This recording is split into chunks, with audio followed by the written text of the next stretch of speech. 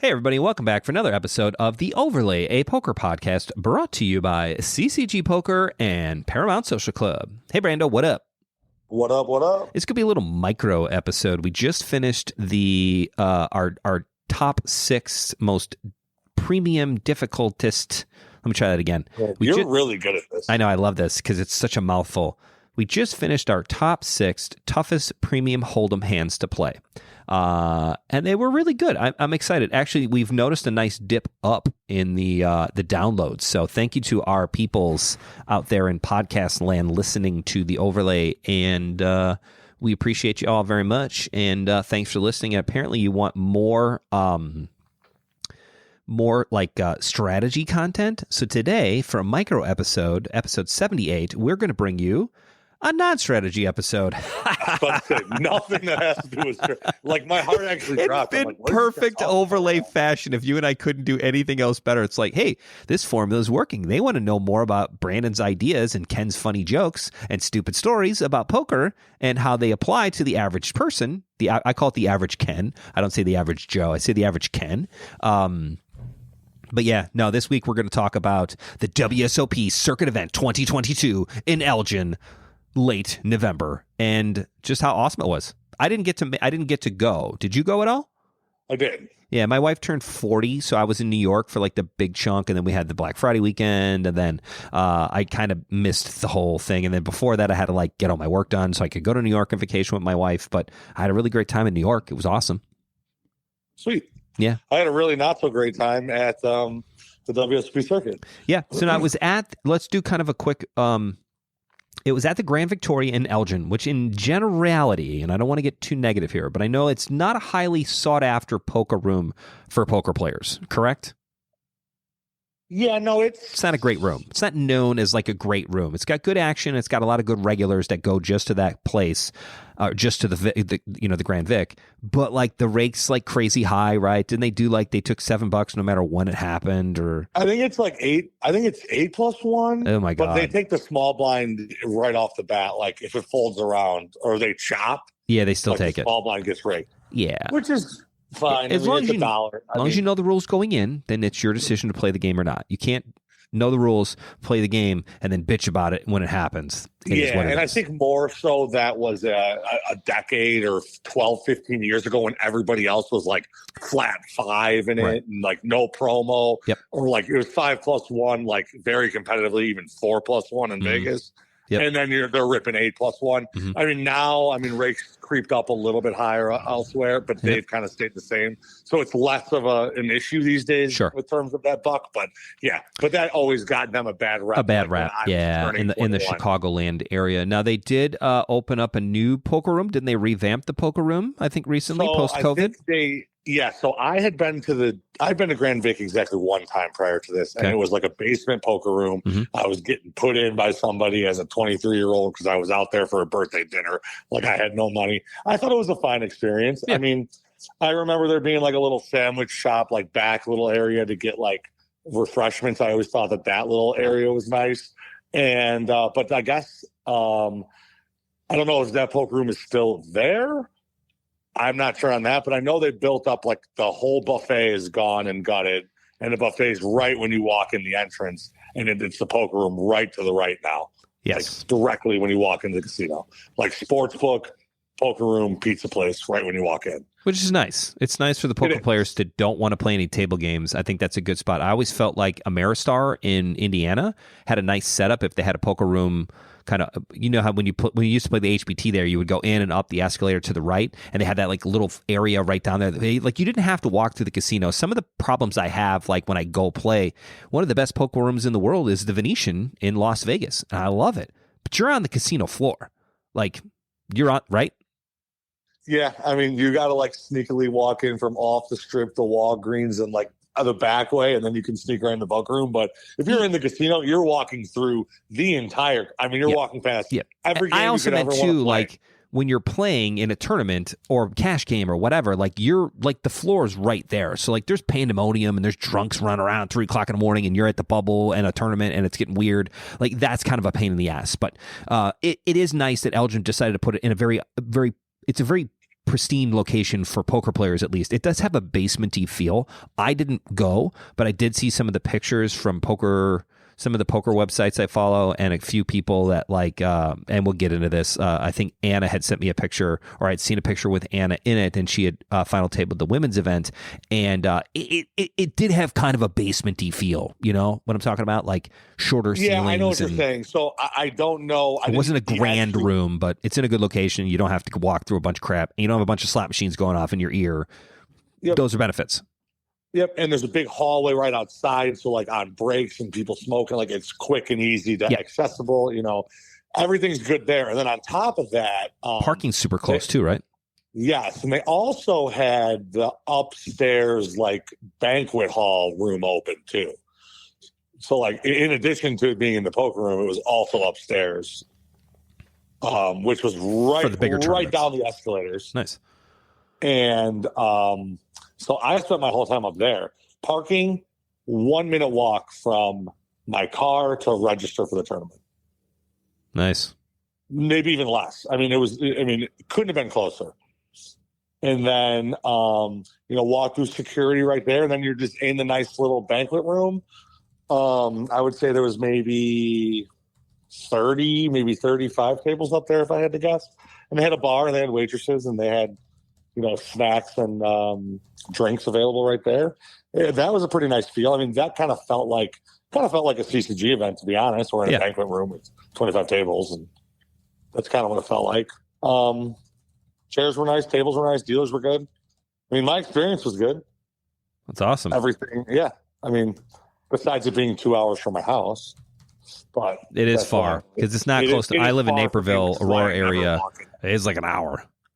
It's not close. That's probably why I've never been a player there. I've never really gone.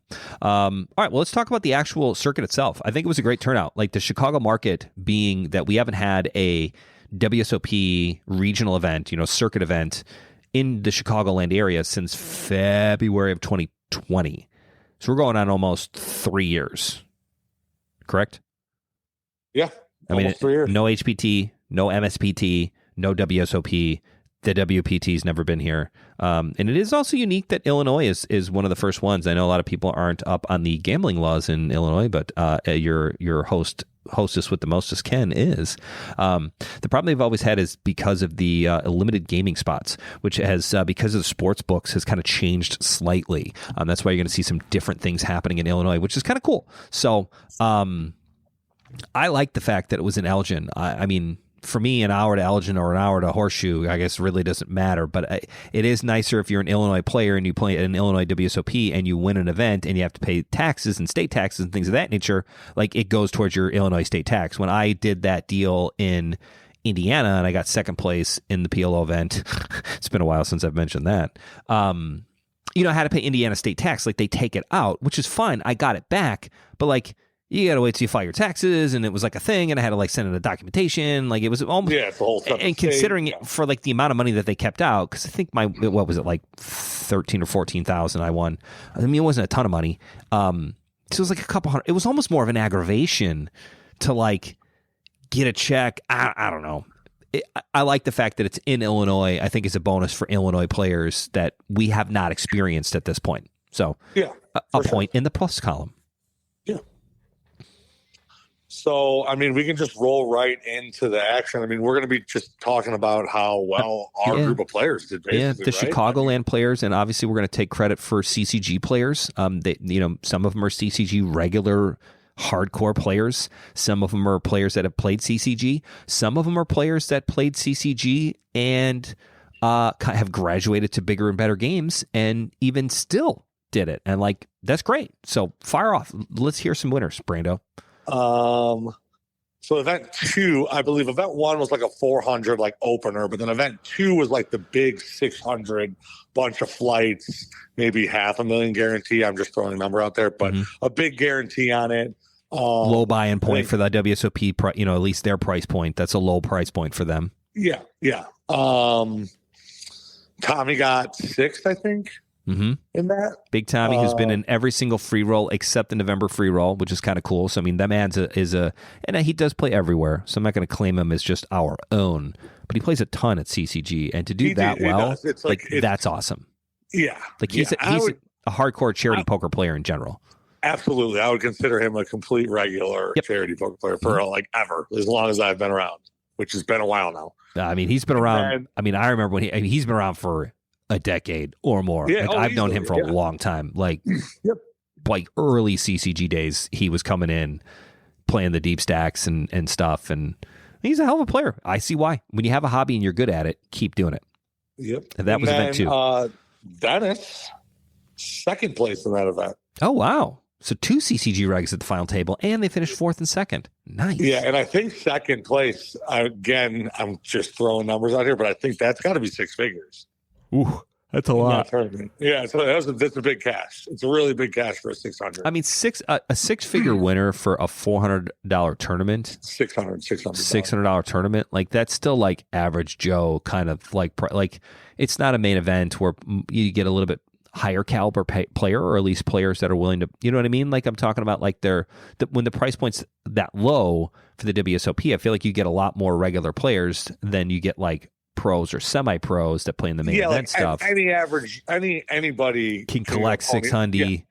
Correct. Right. Like if you're playing a CCG deep stack, like you can also be a couple times a month. Like you could save up and bink one of those, and to bink a 6-figure winner, like I don't care who you are, 6-figure winner anywhere is legit. I don't care if you make $5 million a year. If you just get $100,000 for a day and a half of work, bing, bang, boom, that's pretty cool.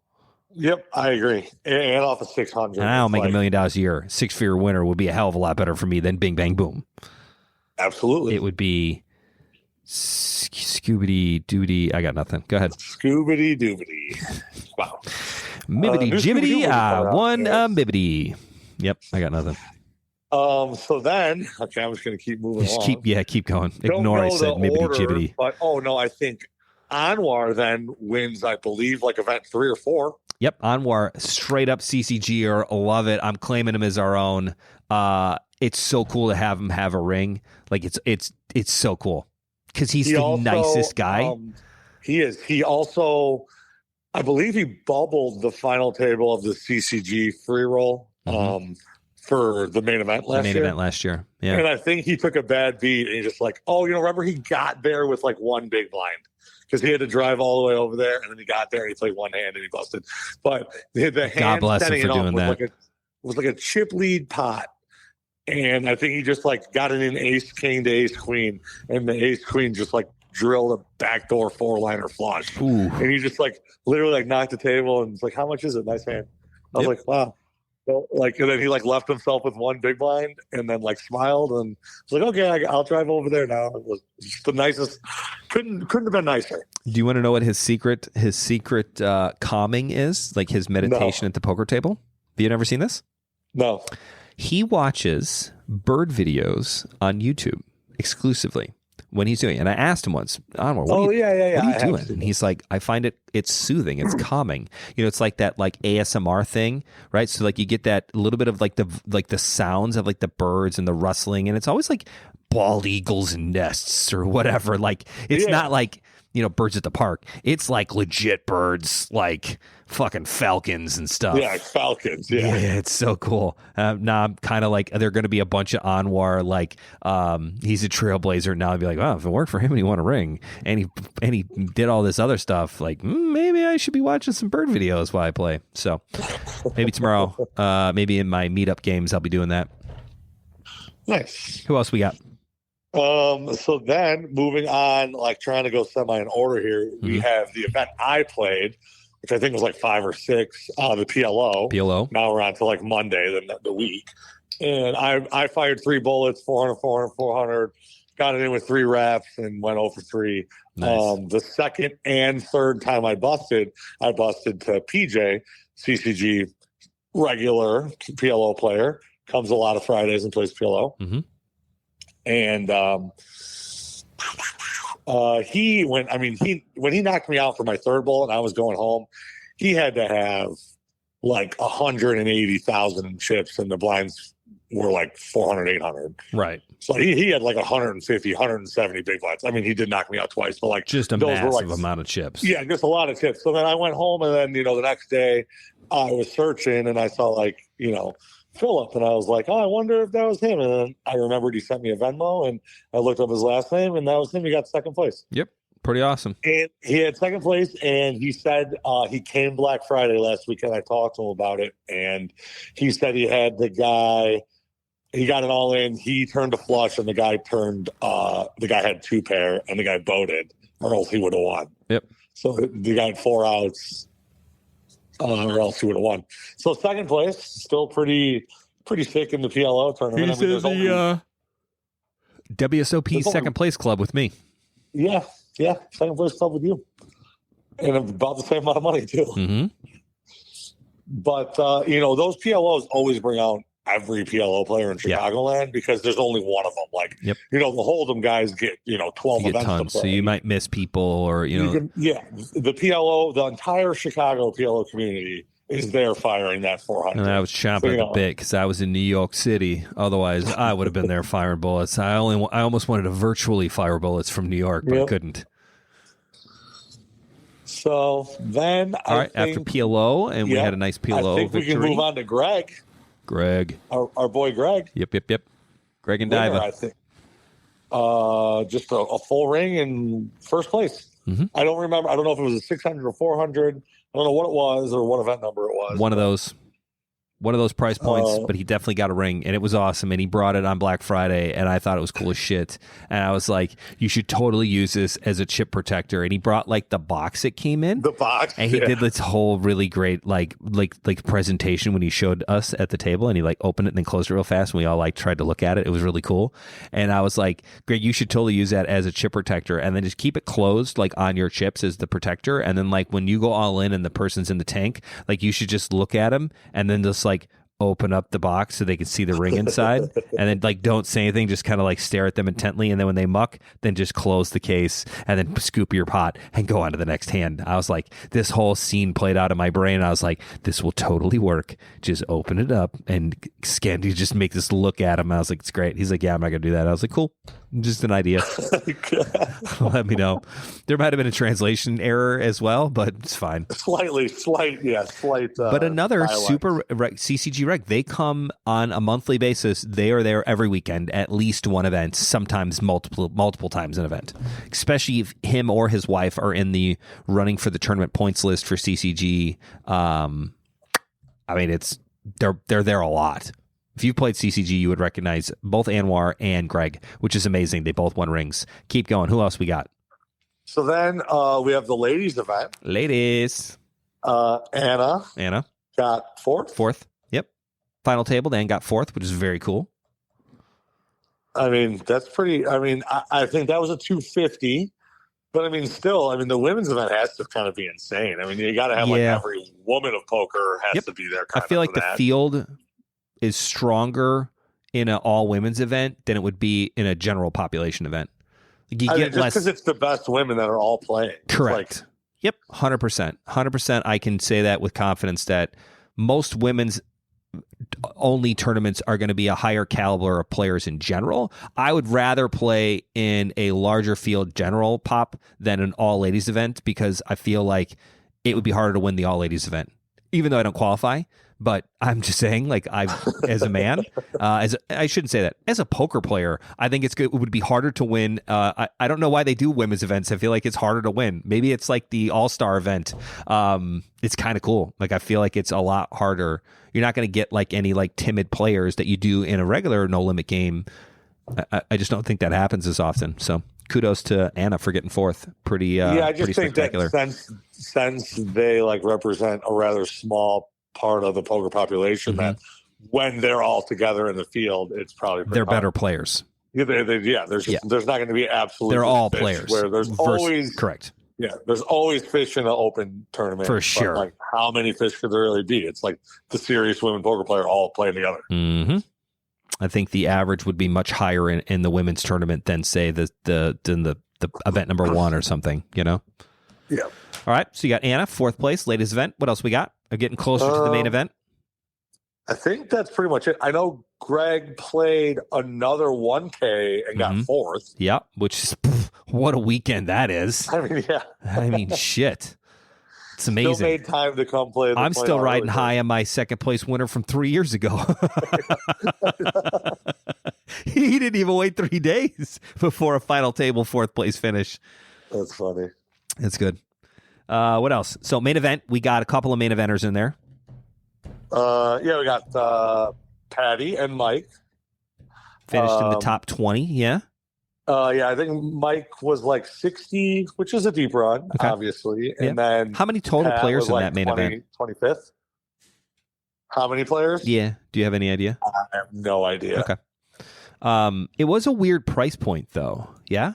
1,700? Yeah. Is that like a new thing? I felt like it was a weird. I always thought it was like 1,100, but did the WSOP do like 1,600? No, I think events? it was 1,600. Okay, maybe now that I think about that, I think like the regional maybe they just tours went up 100 for inflation. Yeah, I think the regional tours end up doing 1,100s, like the MSPTs and the old HPTs. They do 1,100. Yeah, they're more 1,100s. Yeah. But like, I guess you're right. The WSOP did a $1,600 main, but anyways, this year was 1,700. Fucking inflation. We had you got Gutshot in there who had a nice run. Patty Rich, which I guess is what we're doing. The Knit, he got all the way up to like 20 something, right? They got like a nice solid, almost a five figure winner. Not quite, just under it. And then Ronaldo. And then Kevin Hernandez, he doesn't come much anymore. Yeah. He got second in our big holiday 250 this past weekend. He cashed. So that's another showing. I mean, yeah. And these are people that come to CCG, pretty regularly. Minus Kevin, pretty regularly, where we could say they definitely play often. And then I think we can go to the grand finale. I think the main event, Jill getting second is pretty insane. Renato got fourth. He's a big time CCG player in the sense of he plays the bigger CCG events. So the bigger charity events in general. So we can't quite claim him, but he does really quickly. He did. I think he went from the hundreds at CCG to Moen goes to 300. He's ripping main events at WSOPs. Yeah. Main events. Yeah. He got fourth, by the way. Yeah. Almost six figures. Not quite, but almost six figures. All right. The big finish for the weekend. We got to give her credit. Yeah. Jill. Jill's been a reg at CCG and charity poker in general. Again, we can't claim her as our own. She does play everywhere. But she does play regularly at CCG, so she's definitely a reg. She got second, and they did battle back and forth for the chip lead for a long time. So I don't think there was any deal made. I think they legit played it out, which is pretty cool to think about. I never heard anything about a deal being made kind of behind the scenes. So amazing. 1,069 players. Total prize pool was $1.6 million for the main event, the ring event at the WSOP Elgin. But second place, pretty amazing. Yeah, second place just seems so hard. I mean, you gotta remember she was the last woman standing in the main event before. That was 2019, yeah. It might have been. Was it 2019? I think it was 2019 because I remember thinking about that when, because 2020 didn't happen, and then 21 was like the weird time. So I think, and then 22 was another weird one. So I don't think she did either one of those. And she might have played, but I don't think that's. But I think her last woman standing was 2019. Place. Yeah. I mean, legit. Like. Really good, really pretty, kind of awesome. She's in the top 6,000 all time money list. Yeah, that's Unhanded pretty mom all time. In Illinois, she is not inside the top 100. Close. It's hard to imagine 117 other players in Illinois who have won more money than her. And she's had some pretty solid finishes. Yeah. Who is the most winningest player in Illinois? I have no idea. Probably somebody big that is from Illinois initially. Do you know it? It's probably right there, right? Yeah, it is. Connor Dryan. Oh yeah, because he won the he played the yeah, Connor Drennan. Drinan. He's the one that he's lost. from Arlington Heights, so he's a Chicago player. He lives in Chicago. It says resident Chicago, Illinois. Kenny, you'll know him. Remember the $1 million buy-in one drop when they got in aces versus aces? Uh-huh. He's the one that lost. It's so good. We should invite him on the podcast and only talk about that. But yeah, I know he's a crusher. Kevin Saul should be up there, right? Yeah, Gavin Griffin's another old school name that I haven't do. Kevin Saul's 8th, which is pretty wild. Kevin's been at CCG before. I haven't seen him in a long time. Says he still lives in Illinois. Gavin Griffin, which is another guy that you remember. He still lives in Darien. And I don't know how accurate these Hendon Mob locations are. I think Griffin, he sounds familiar like he was a November Niner, I think. No, Gavin Griffin, it's like old school, like when Chris Moneymaker, like when the poker boom happened, like he was like a full tilt ultimate bet kind of guy, like an online player, and we kind of knew him because he was from Illinois. He was like the online like kid player that like just made it, and you know, he was one of the Cinderella stories that like got through and turned his $50 deposit into $5 million of winners. But yeah, I don't know, pretty wild.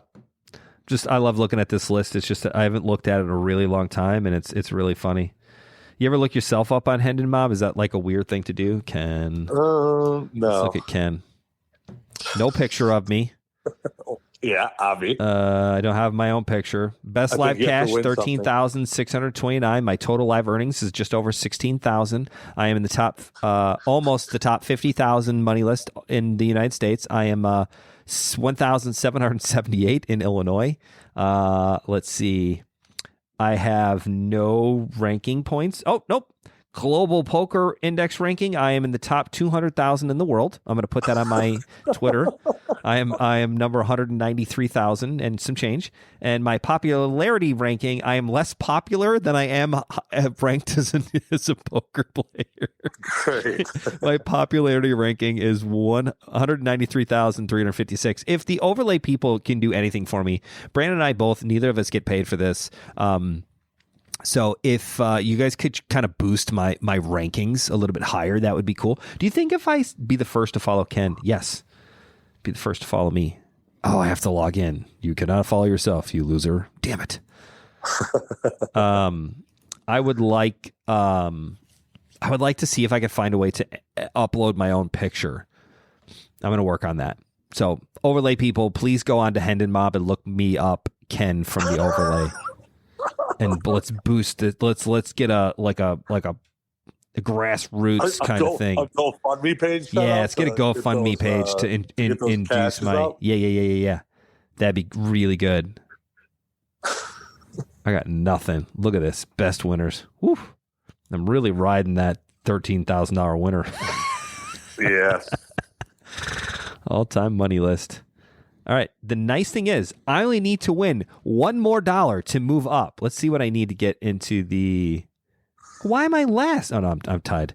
Let's see, and then we'll end this episode with great job, CCG and Chicagoland Prayers. And the one thing I did want to say that you and I were talking before we started this episode, is that I thought it was really awesome that most of the events were won by Chicagoland players in general. Not only so many players that play CCG and charity poker in general, but just like regular Chicagoland players, not like the transplants that come in from the outside world, like St. Louis and Wisconsin and Iowa and Indiana, although you're an Indiana person, but we count you as Chicagoland area. So thanks, Brando. Like Indianapolis and stuff like that. Like people who come in to play these bigger circuit events, that are kind of on the circuit tour, so to speak. I feel like the Chicagoland players kind of put them in their spot. And I feel like we rank pretty high in, poker playing ability in the United States of America area. So good job. United States of America area. Yeah. All right. So for sure. I think the Chicago games are always some of the toughest games in the country. I mean, which is awesome. Whenever you go to Vegas, they always say the same thing. Yep. All right. Ken, I need a small winner to get in the top 50,000 players on the all-time Illinois. Is it Illinois? No, the United States all-time money list. For me to get in the top 50,000, this is my goal for 2023. I only need, good Lord, I only need about I need a $420 cash. If I'd have just cashed in that freaking Venetian tournament, I would have drilled it right then and there. But no, Ken's got to get it all in with suited ace pocket eights like an idiot. What a stupid. Ace King 8-8. Ace King 8-8 single suit. And sniffing nothing. Up against kings. So my king was even dead. Stupid king. Anyways, thanks for listening to the Overlay, a poker podcast sponsored by Ken. Inside the top 200,000 all-time players in the United States. Pretty amazing stat there, Brando. I'm not going to lie. Where do you land? Don't look me up. Although it's higher than you, obviously. Actually, it's probably not. I don't know how to get your name. I'm not going to make you spell it on the podcast. Yeah. God, the benefits of having a goofy last name. Let's go. I mean, I had the $20,000 main event cash. Oh, yeah. You got me beat right there. Yeah. One time. Just a nice little double up. There are only 517 Brandon S's if you want to go through and see this. No, the podcast, we can't make them suffer any longer. Thank you as always for listening. It's just a regular phone call. Yep. Phone calls between Brandon and Ken, episode 78, a mini episode, which turned out to be a half an hour long. Thank you so much for listening. Follow us on Twitter at the Overlay Pod. I have been getting better at being on the Twitters since I'm worried that they're going to close Twitter because of Elon Musk, even though Brandon and I are huge Musk fans as far as Twitter goes. So please, please, please don't take our Twitter away. Anything else you want to say, Brando? No, I got nothing. Literally nothing. All right, everybody, say goodbye. Farewell. See you, everybody.